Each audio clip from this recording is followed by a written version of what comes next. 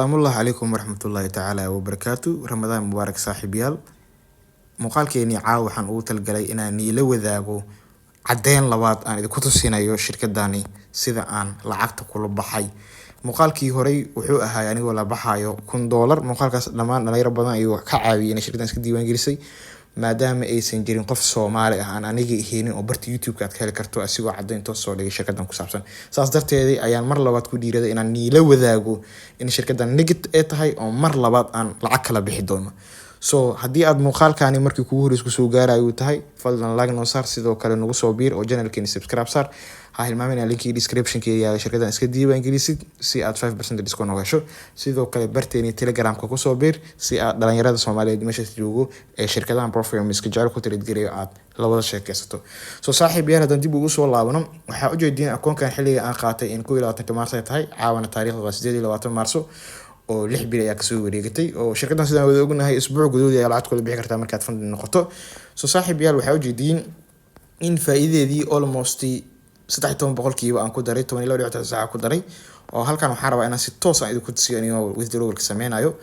Win rate-kii waa 63. waxaa u jeedin horta inaan over trading sameeyo oo trade badan aan qaatay inta isbuucan gudaheeda ahay oo waxaa u jeeda 36 trade inaan qaatay.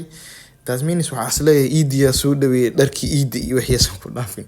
Marka intaas waa iga kaftan oo tradeyadan badanaa wuxuu ku saleysanayeen gold waxaan ahayn kuma trade garay taas keenayso in tradeydii ay bataan haddana tradeydii kaliya aan ribs yar ka raadiyo anigoo lotas weyn isticmaalay.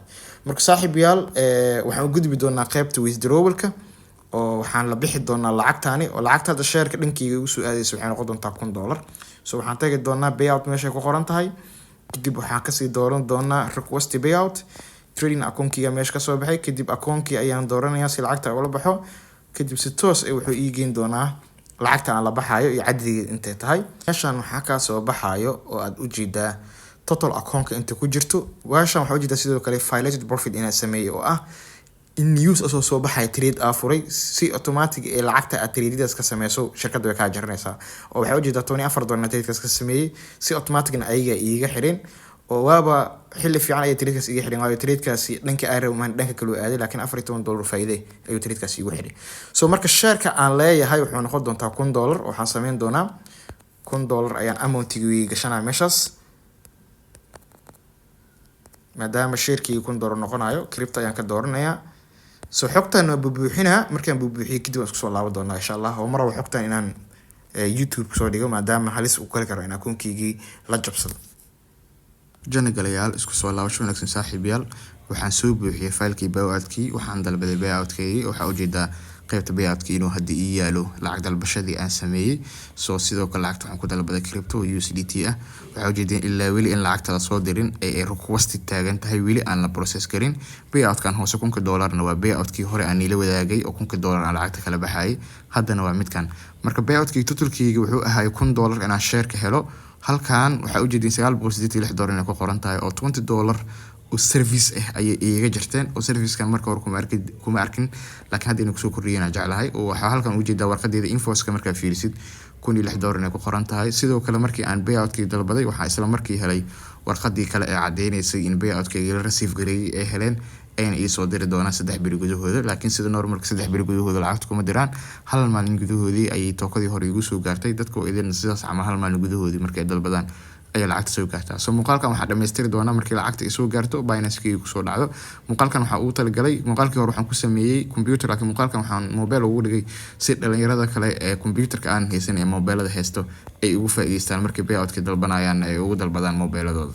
waa isku soo laabanayna markii lacagta soo gaarto insha Allah. Janagalayaal isku soo laabasho wanaagsan 3 beri ayay igu qaadatay in payout-kaygii soo gaaro 28 aan sameeyay laakiin weekend ayaa igu imaaday. So maanta oo isniin ah payout-kaygii maanta ayuu soo gaaray oo sida u jeedid akoonka waxaa u jeedaa faa'iidada aan dalbaday ama igu soo aadaysay inay $1 aheeday.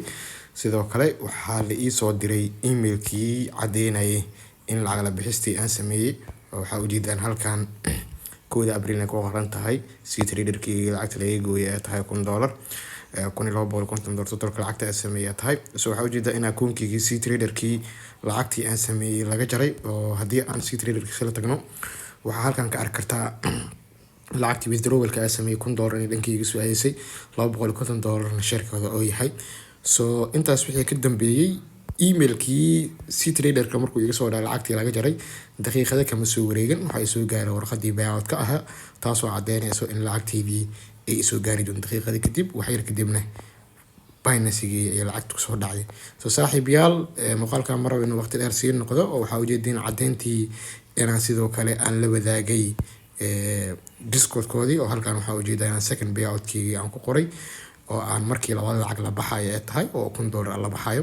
Haddii dhanka kale aan fiirino waxa halkan ka dhex arki kartaa total buyout-kii aan sameeyey qaybtii buyout-ka haddii aan tagno in laba mar lacag aan la baxay oo waxa ujeedaa in marna aan la baxay lacag $1 share iga soo aadisay marna waa lacag $986 iska dhig. So janagalayaal waxaan rajeynayaa inaad muuqaalkani aad lacag saari doontaan sidoo kale dhalinyarada kala shaki ka qabtaan shirkaddan ay ku dhiiri doonaan inay aqoon ka qaadaan. So waxaan ilaahay muuqaalkan linkiga description-ka yaal inaad iska diiwaangelisid sidoo kale Telegram-ka inaad kusoo biirto si aad dhalinyarada meeshaas joogto ula share gareyso. So tan iyo muuqaal kale tan kulman waxay igtahay sidaas iyo nabadgelyo. Salaamu calaykum.